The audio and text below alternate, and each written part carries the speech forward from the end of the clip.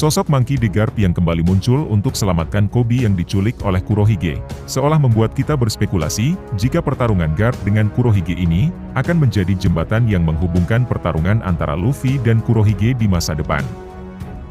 Dalam chapter 1071, diketahui jika sosok Monkey D. Garp akhirnya kembali muncul dan bergerak. Ini jadi yang pertama setelah Garp memutuskan untuk pensiun pasca pertempuran besar di Marineford yang menyebabkan kematian Ace. Akan tetapi dalam chapter terbaru ini, diketahui jika Garp akan mulai bergerak untuk menyelamatkan Koby. Seperti yang kita ketahui dalam chapter 1059 kemarin, sosok Kurohige muncul tanpa diduga di Pulau Amazon Lily.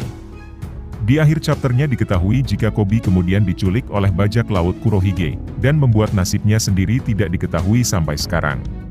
Dalam chapter 1061 kemudian terungkap, jika Helmeppo dan Hibari sempat meminta petinggi Sword lainnya, untuk mengirimkan Seraphim demi menyelamatkan Koby. Tapi permintaan mereka berdua memang ditolak, karena situasi tidak menentu, apalagi ketika mereka masih belum dapat kabar dari X-Drake pasca pertempuran besar di Onigashima. Frustasi karena sahabatnya diculik, ditambah pihak Angkatan Laut seolah tidak peduli dengan nasibnya, mungkin menjadi alasan Helmeppo dan Hibari meminta bantuan kepada Garp. Mendengar masalah tersebut, pada akhirnya Garp bergerak sendirian meskipun tanpa adanya bantuan dari Angkatan Laut.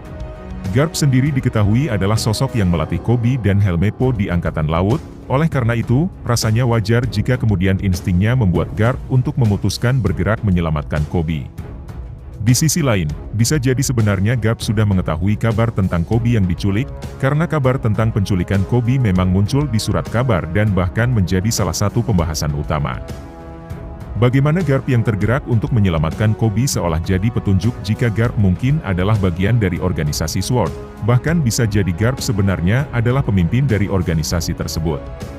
Adapun spekulasi lainnya kemungkinan Garp memang bergerak sesuai hati nuraninya. Seperti halnya Luffy dan Ace, Garp juga sudah menganggap Koby sebagai cucunya, dan ketika melihat cucunya berada dalam bahaya, Garp tidak akan tinggal diam dan tentu akan berusaha menyelamatkannya. Nah, dengan cerita One Piece yang akan segera berakhir, banyak yang berspekulasi jika salah satu musuh terkuat yang akan menjadi lawan Luffy adalah Kurohige. Pertarungan menghadapi Kurohige cukup masuk akal, mengingat banyak yang mengatakan jika Kurohige adalah Luffy dalam versi jahat. Persaingan mereka untuk menjadi Raja Bajak Laut sudah terjadi sejak arc awal dalam cerita One Piece.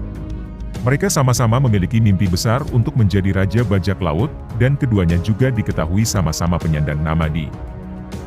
Oleh karena itu banyak yang kemudian berpendapat jika momen ini akan menjadi skenario terburuk, di mana Kurohige mungkin akan berhasil mengalahkan Garp, bahkan dikatakan Garp mungkin akan tewas di tangan Kurohige. Jika kemudian hal ini terjadi, bukan tidak mungkin pertikaian dan juga balas dendam Luffy terhadap Kurohige akan terjadi. Dan hal ini tentunya akan menjadi jembatan, awal mula konflik Luffy dan Kurohige di akhir ceritanya.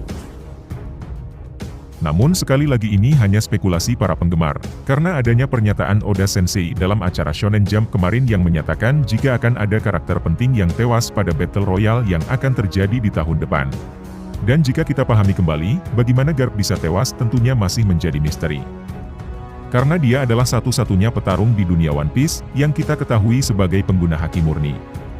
Bahkan hanya dengan mengandalkan haki dan tinju miliknya, ia bisa menjadi rival terkuat dari sang Raja Bajak Laut.